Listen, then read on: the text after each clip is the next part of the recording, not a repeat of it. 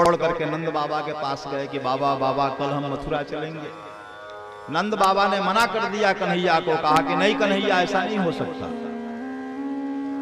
हम मथुरा नहीं जा सकते। कंस दुष्ट है, वह कब क्या कर दे उसका कोई भरोसा नहीं है।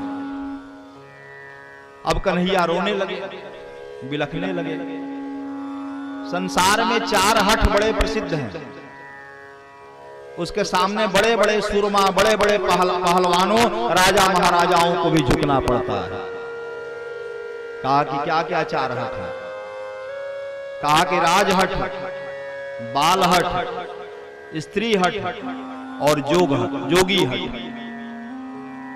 इन 4 के हठ बड़े खतरनाक माने जाते हैं। राजा अगर किसी जिद पर पड़ जाए तो किसी का भी कुछ भी बिगाड़ सकता है, नुकसान कर सकता है। बालक अगर रूठ जाए तो उसको मनाने के लिए बड़े से बड़े बुजुर्ग को भी झुकना पड़ता है, मस्तक पटकना पड़ता है। स्त्री अगर रूठ जाए तो बड़े बड़े बलवान को भी झुक करके उसे मनाना पड़ता है। और साधु अगर बिगड़ जाए, जोगी अगर बिगड़ जाए, वह भी हठी होता है, तो उसको भी मनाने में बड़ा परिश्रम करना पड़ता है।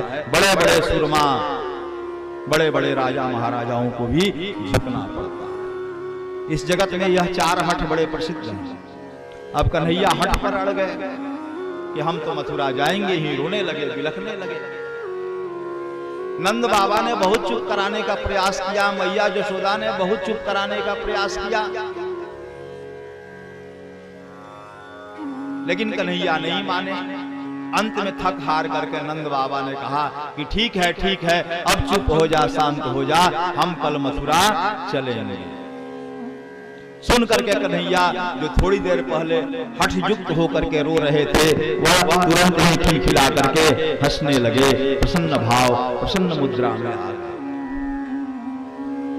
फिर कुशल क्षेम आदि हुआ, अन्य विषयों पर चर्चा हुई। रात्रि में सबने विश्राम किया। दूसरे दिन प्रातः काल रथों को सुसज्जित किया गया।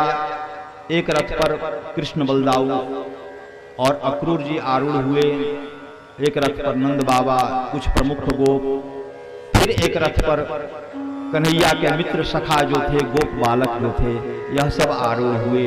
और जब रथ आगे बढ़ने को हुआ तो मैया यशोदा आ गई और रथ के साम को रोक करके कन्हैया को रथ से उतार करके अपने वक्षस्थल से लिपटा लिया और कहा कि अरे कन्हैया, मैं तुझे अपने से दूर नहीं जाने दूंगी, तो रुक जा, मत जा। कन्हैया ने कहा कि अरे मैया, इतनी बावली क्यों